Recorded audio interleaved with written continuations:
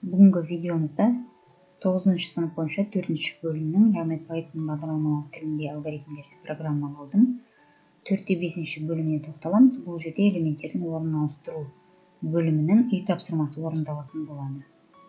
Яғни берілген тақырып элементтердің орнын ауыстыру тақырыбын біз сіздермен мектепте өттік, жаңа біліммен таныссыздар. Жалпы бұл тақырыпта массивтің элементтерінің орнын ауыстыру қарастырылған. Мысалға, бірінші элемент пен соңғы элемент, үшінші элемент пен жетінші элемент деген сияқты әртүрлі әдістер берілген. Сол бойынша элементтердің орнын ауыстыру тәсілдерін үйрендіңіздер. Енді бүгінгі видеомызда біз үй тапсырмасына тоқталатын боламыз. Бізде үй тапсырмасы 95 бетте берілген. Үй тапсырмасында физиктерге көмектес деген тапсырма берілген екен. Берілгеніне тоқтайық. ТН массивінде өздерің тұратын аймақтағы ауа райының Цельсий шкаласында берілген температурасын Кельвин шкаласына ауыстыратын программа құрастыр дейді. N-нің мәні 1 мен 31-дің аралығында дейді. Мысал ретінде берілген 8 дейді, яғни біздің массивте 8 элемент болады. Сәйкесінше мұны 8 түрлі Цельсийда берілген, яғни Цельсий шкаласында берілген температура берілген. Нәтижеде уже Кельвин шкаласында берілген, яғни 5 егерде бізде Цельсийдан берілетін болса, Кельвинде ол 278-ге тең екен. Минус 2 градус болса Цельсийда, ол бізде 271 Кельвинға тең. Міне осылай кете береді. Жалпы мына жерде бізде өздерің тұратын аймақтағы ауа райының Цельсий шкаласында берілген температурасын ауыстыр деген. Егерде талап солай болса, мен тағы да есепті шығару барысында көрсетем. Яғни әркім өз тұратын аймағына байланысты жасайды. Тұратын аймаққа байланысты жасау дегеніміз қалай? Егерде сіз Қазақстан Республикасының солтүстік аймағында тұратын болсаңыз, дәл қазіргі ауа райы қандай? Солтүстік жақта, мысалға, әзірге бірден көктем шығып, жылып кеткен жоқ, сондықтан температура әртүрлі.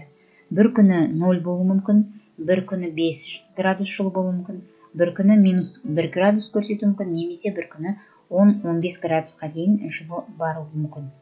Ал егерде біз Қазақстан Республикасының батыс аймақтарында, яғни оның ішінде Ақтау, Маңғыстау жақта, немесе оңтүстік Қазақстанда болатын болсақ, яғни Шымкент қаласы, Түркістан деген сияқты, онда бізде температура жоғары. Сондықтан есепті шығару барысында өздеріңіздің ауа райыңызды жаз деп егер оқытушы талап ететін болса, онда осы 8 санның орнына, 8 температураның орнына Цельсий шкаласындағы температураны өз аймақтарыңызға байланысты қоясыздар. Мен бірінші есепте осы аймақтар, осы сандарды қалдырамын. Өйткені менің есебім барысында жалпы негізі орталық Қазақстан және сонымен қатар Астананың ауа райымен сәйкес келтіріп шығаратын боламын. Бұл жерде ауа райы, жаңа айтып өткенімдей, солтүстік Қазақстандағыдай бір күні минус ауа райы болуы мүмкін, температура, бір күні 0 болуы мүмкін, бір күні плюс, яғни жылы температура болуы мүмкін. Сондықтан осы сандарды қалдыратын боламын. Егер уақыт қалып жатса, оңтүстіктің ауа райына байланысты, немесе солтүстіктің ауа райына байланысты мен мысалдар келтіретін боламын. Жалпы есепті шығару үшін мен үнемі айтатындай, мен ГДБ онлайн парағын қолданамын. Яғни осы парақшада жасаймын барлығын. Барлық есептерді сол жерде шығарамын, және сіздерге үнемі сол жерде көрсетемін. Сондықтан, егерде сіздерде басқа ортада жасау керек болса, ешқандай бұл кодты өзгертудің қажет жоқ, тура осы қалпында қолдансаңыздар болады. Бірінші массивті құрып аламыз. Әдеттегідей біз библиотекаға обращаться етеміз. Содан кейін өзіміздің массивімізді құрамыз. Ол үшін біз from array және import array деп импортировать етеміз. Бұл біздің бұғанға дейін массивпен жұмыс жасағанда таныс кодтар. Енді қараңыздар, біздің есебімізде қалай берген? Біздің есебімізде айтады.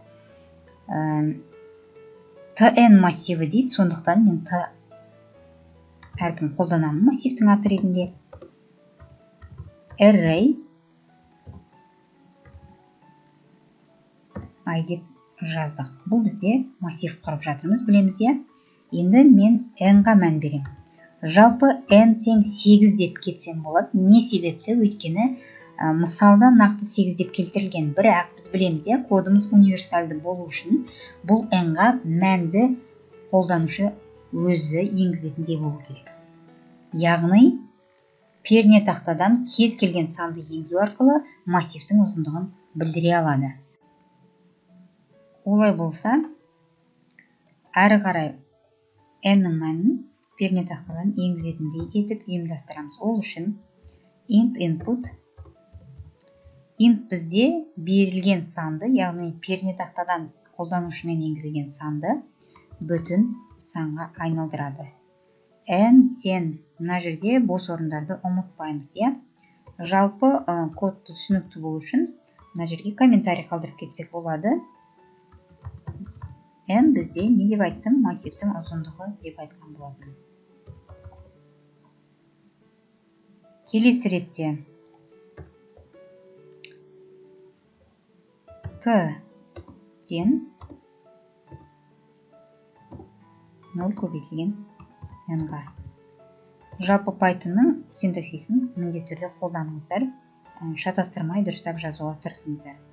Так, келесі бізде бұл жерде циклды ұйымдастыру керекпіз. For циклын қолданамыз. I in range 0-дан n-ге дейін. Циклдың ішінде не орындалады? Циклдың ішінде біз бір-бірден мынау Цельсий температурасымен берілген, Цельсий шкаласында берілген температураны енгізетін боламыз. Сәйкесінше әр енгізген температураны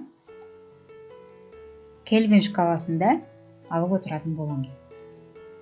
Олай болса, нені ұйымдастырамыз? Яғни массивтің элементтерін енгізуді ұйымдастырамыз. Ол үшін ti деп жазамын. Так, осыған біз енгіземіз әрбір температураны, яғни Цельсийде берілген температураны. In input, тағы да қайталап айтам, int бізде енгізілген санды бүтін санға айналдырады, ал input бұл енгізуді білдіреді.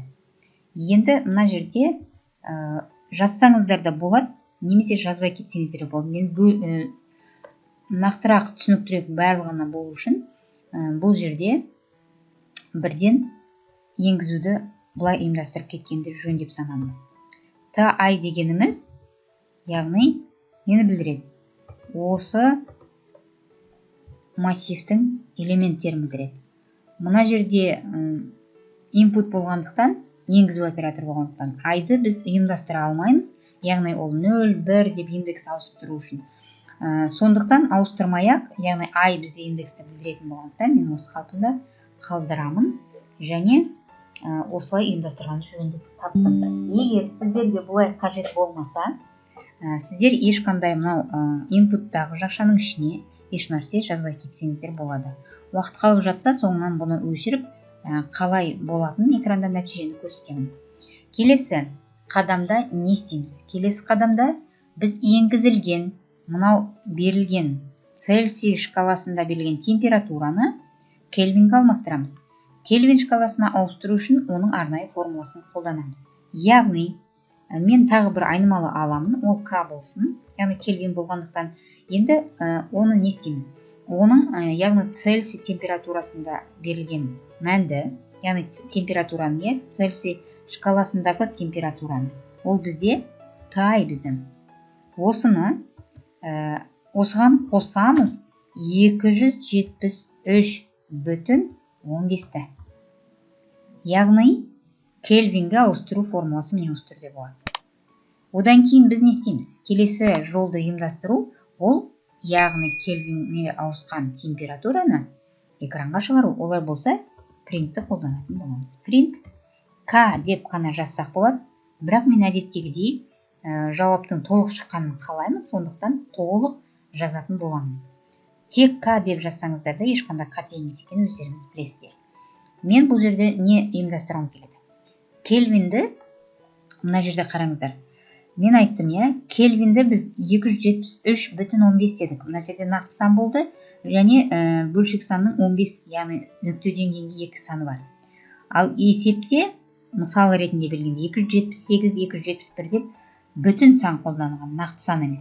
Сондықтан мына жерде к-ның мәнін егер мен беретін болсам, міне 5 дедік, 5-ке 273,15 қосатын болсаңыздар, уже 278,15 болады. Ал менде мысалда тек 278, яғни бүтін сан берілген. Сондықтан к-ның мәнін біріншіден интқа айналдырам, яғни бүтін санға айналдырам. Осылай береміз. Және бұл жерде мысалға біз білеміз, к тең деп, немесе кельвинге алмастырған температура деп әртүрлі берсек болады. Әзірге мен осы түрде қалдырам, яғни к тең деп шығады да, содан кейін инт к, яғни шыққан нәтижені к-ға тең етіп экранда көрсететін болады. Біздің цикл қай уақытта тоқтайды? Цикл тоқтайды егерде біздің n-нің нәтижесі қашан жетеді.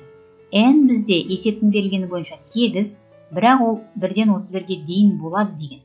Сіздер кез келген санын алсаңыздар болады, мен осы мысалды қолданғандықтан 8 деп алам. Яғни 8 рет мен мына жерде Цельсий шкаласындағы температураны 8 рет берген кезде менің циклым тоқтайды.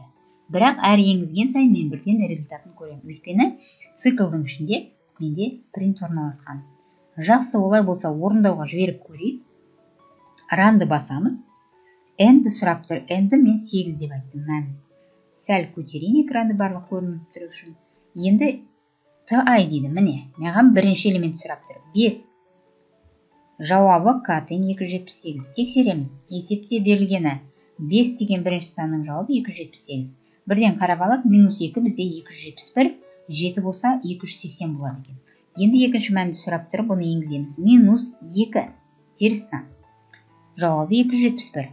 Және 7 деген температураны қарадық, оның жауабы 280 болды. Міне, осы ретпен қайта әр қарай мәндерді енгіземіз. Келесі мәндерге тоқталайық.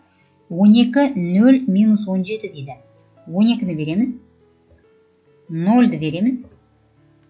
Так, келесі мәндерге тоқталыңыздар. 285 және 273 жауаптар. Түсінікті ғой? Әр қарай минус 17, минус 5, 6.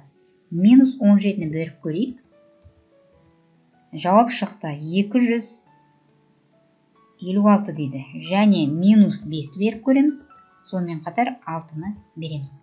Міне біздің есебіміз тоқтады. Сәйкесінше мен экранды жоғары көтеріп көрсетемін. Міне программа тоқтады, яғни барлығы бізде дұрыс жасап тұрғанын білдіреді. Міне есептің шешуі осындай. Оны ешқандай қиындықсыз осылай ұйымдастырып жасауға болады. Бұдан да басқа түрлермен, жолдармен шығарғыларыңыз келсе, әрине мынау ұйымдастыруды басқаша жасасаңыздар болады. Яғни массивтің элементтерін бірден беріп кетіп, бірден барлығын жауабын шығаруға болады.